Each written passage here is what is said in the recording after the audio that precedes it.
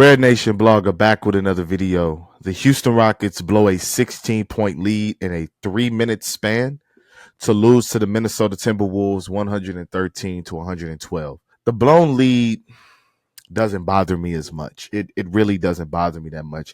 In the NBA, with the emphasis of the three ball, a game is never over in today's game. Like, a game is never over with a 10, a 15, 16, 20 point lead. I'm even willing to say 25-point lead. With the emphasis of the three ball and how teams hunt the three ball, a game is never really over. So even at the 16-point mark, when they up that much, I'm not, oh, this is over. Yeah, I'm feeling good as a fan, thinking, okay, the Rockets are going to close this out. But I'm not thinking that, oh, it's over. Like, this game, wrap it up, right? What I'm really bothered by is the conversation by the Rockets fans after the game. I'm so bothered by it. I'm really annoyed by it. It doesn't make any sense to me. I'm not a Fred VanVleet fan or stan. He plays for the Rockets. I like that he's on the team. I root for everybody on the Houston Rockets to be successful. Point blank, period. That is who I am. I'm a Rockets fan. I don't root for anybody on the team to not be good, because at the end of the day, it helps the Houston Rockets. So this blame game that everybody likes to play, where we always hate Fred. Fred could take a wide open shot, people mad. He could take a contested shot, people mad. He could generate an assist, people mad. He could generate a turnover, people mad. Like, it doesn't matter what Fred does. This season, for whatever reason, the Rockets fan base has decided that Fred VanVleet is going to be the scapegoat. That's just what it is. He is going to be the scapegoat. Every single season since Steven Silas, the Rockets have had a scapegoat every single season.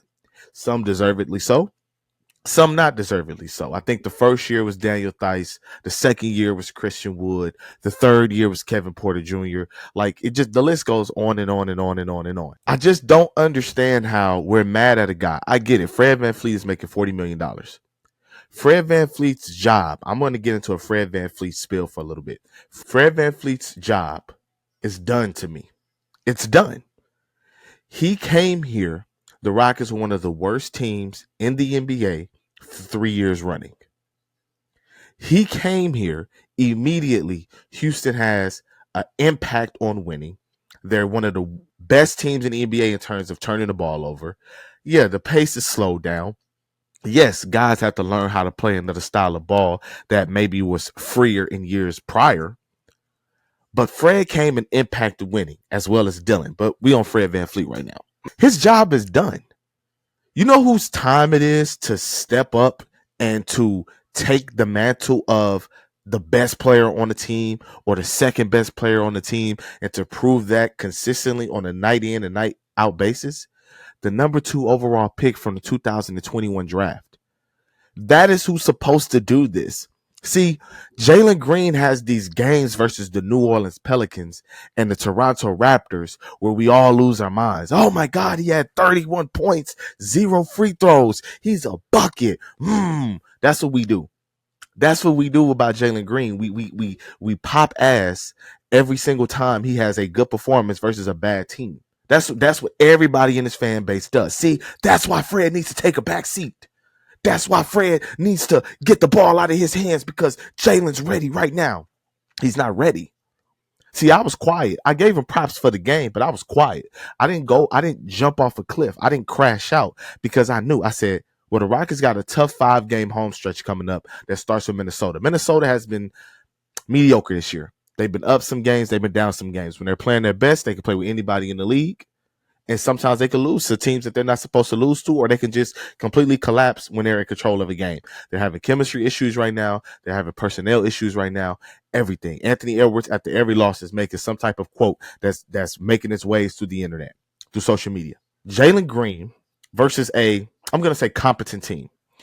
14 points on 5 of 15 shooting. He was 3 of 6 from 3, but it wasn't really felt. 1 of 2 from the free throw line. He never gets to the line. I'm not mad at that. 2 turnovers. And let me tell you, one of the 2 turnovers, I don't really remember the first one, so I'm not going to talk about it. The second turnover was during that 16-point lead when it was like dissipating slowly but surely. They let Jalen try to initiate offense. Live ball turnover. Minnesota gets a bucket going down the other way. I've been saying this game after game after game after game after game. He has the most live ball turnovers at the worst times than any guard that I've ever seen ever play in my lifetime. He does this consistently. Where is the stop the bleeding scoring? Why can't you be in the closing lineup? Why is Ime Udoka, instead of calling a timeout and subbing you in when Anthony Edwards hits a 3 to go up 1? Why isn't Ime Udoka saying, you know what? Let me get a timeout, get my shooting guard back in there. First of all, why is the starting shooting guard on the bench in the first place? Jalen's not a bad defender. He had Amen Thompson, Jayshawn Tate, Jabari Smith, Alperen Sengun, and Fred VanVleet. He had 2 non-shooters on the floor instead of putting in his best score. Now, some people was going to say, oh, that's a Ime problem. And it very well may be. But you can't trust Jalen unless you play the Pelicans, unless you play the Toronto Raptors. You can't even trust him against the Hornets, another bad team where he had 6 points. Like, you can't trust Jalen Green at all. I don't see why anybody jumps off a cliff to defend this man. Instead, anytime he falls short, they blame Fred. Fred was 5 of 10 from 3. And before the 3 misses that he had in the fourth quarter when the Rockets were collapsing, he was 5 of 7 from 3. He was 6 of 13 from the field. Fred was doing his job. You wouldn't think that if you watched the game. Like, you wouldn't think that if you watched the game, if you watched the TL, you wouldn't think that Fred is doing his job. You would think that Fred is basically wanting the Rockets to lose.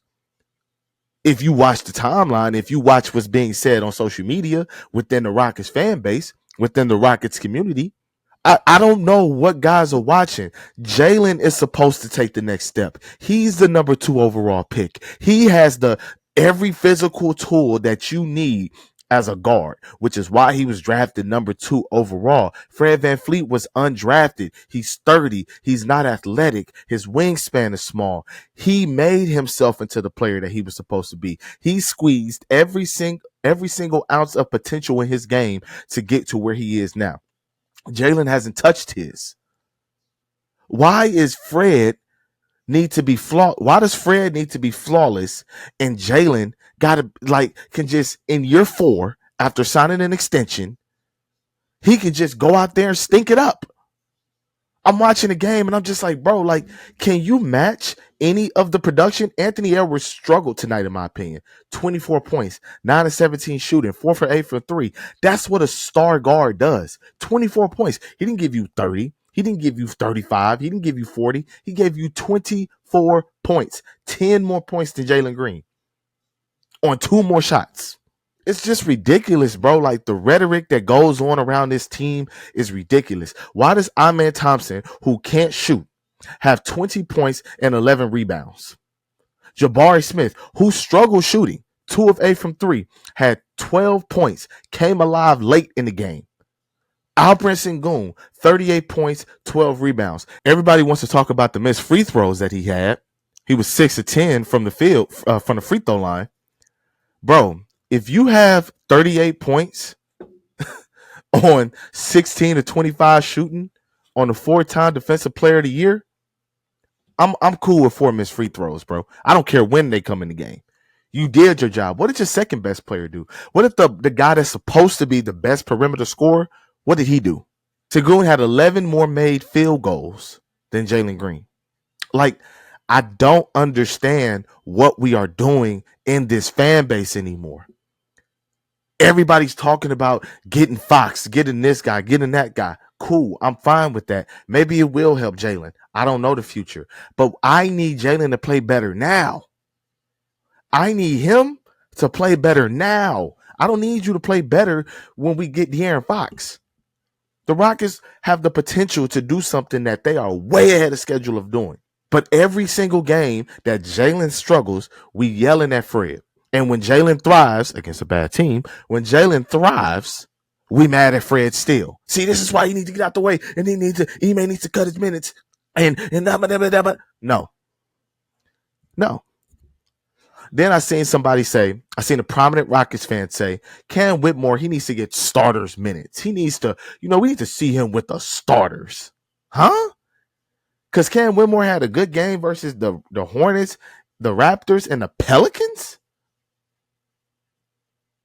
That makes sense to y'all. Y'all want to see what Cam Whitmore can do in the starting lineup on a nightly basis because of 3 games that he had versus 3 teams that's not even going to make the play-in. Come on, bro. What are we doing, man? What are we doing in this fan base, bro? And I'm not perfect. I make mistakes. I miss on guys. I say things that are dumb. You know what I'm saying? I'm not a perfect person. But nah. I can't. Nah.